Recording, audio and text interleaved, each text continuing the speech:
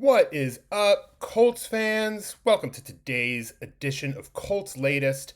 I'm your host, Scott Reiman, coming to you from sunny San Rafael, California, here in the San Francisco Bay Area.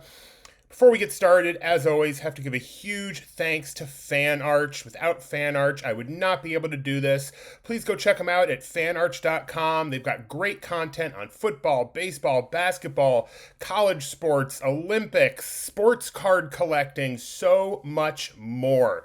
So do me a favor, check them out. If you like this video, please give it a like and subscribe to the Colts Latest channel. That's how we're able to keep doing what we're doing and how I'm able to keep putting out Colts content for you. Thank you so much. All right, before we get back into our draft preview and look at some possible fits for the Colts in the 5th round, it is franchise tag week, and the window to apply the franchise or transition tags opens tomorrow on the 17th. Teams will have from then until March 3rd to apply the franchise tag to one of their impending free agents, basically giving them a one-year deal worth the average salary of the top 5 earning players at that position, or 120% of their previous salary, whichever is higher. Now, another team can still sign a tagged player to an offer sheet, but it would have to offer 2 first-round draft picks as compensation should the player's original team refuse to match the offer. We don't see that happen very often. Now, the transition tag is a little different in that it pays the tagged player the average of the top 10 salaries from that position, so it's a lower amount. But the tagging team receives no draft compensation should another team sign the player to an unmatched offer sheet. That's why we usually see the non-exclusive franchise tag used more often than not. Now, some of the bigger names that are expected to receive the franchise tag are George Pickens in Dallas. They've already said as much. Kyle Pitts in Atlanta, and Super Bowl MVP Kenneth Walker III in Seattle. For the Colts, though, the decision really just boils down to 2 players, Daniel Jones or Alec Pierce. Now, the Colts would obviously love to be able to keep both of these guys, but they can only tag one.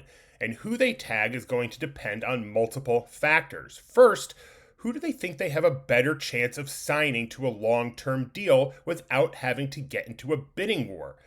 I think the answer to that is Daniel Jones, even though the free agent quarterback cupboard is bare.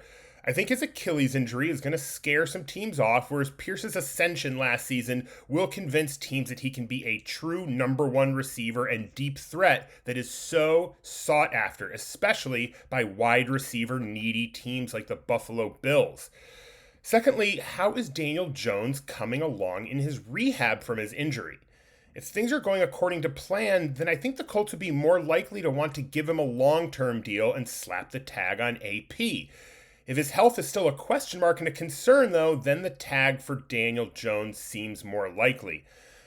Now, I keep going back and forth on who I think they're going to give the tag to. Right now, I'm probably like 60% Pierce and 40% Jones, but it's definitely going to be an exciting thing to watch in the early part of the off season. All right, one more thing I want to address before we get into the draft preview.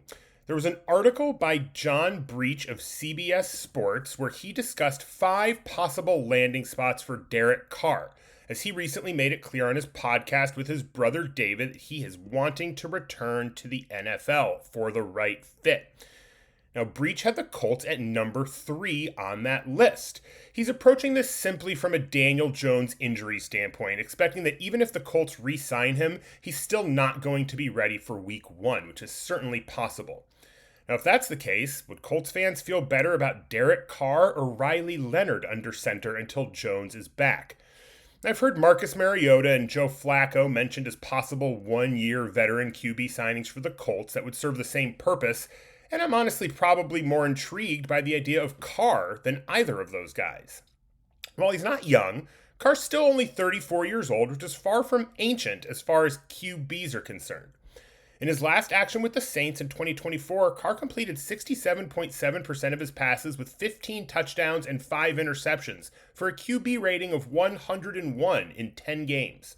In Indy, he'd have possibly the most complete offense he's had in his career. He certainly never had weapons like this with the Raiders, and he really didn't have any weapons like this with the Saints either. He had Chris Olave, he had Alvin Kamara, sure, but the Colts have a much more well-rounded offense than he had with either the Raiders or the Saints. Now, Breach says, quote, if Carr has proven one thing in his career, it's that he can be successful when he has some great offensive talent around him, and the Colts have that. They have a solid offensive line. They have one of the best running backs in the NFL in Jonathan Taylor. They have a solid receiving group led by Michael Pittman, and they have a solid young tight end in Tyler Warren. This is the kind of team that Carr could thrive on, end quote.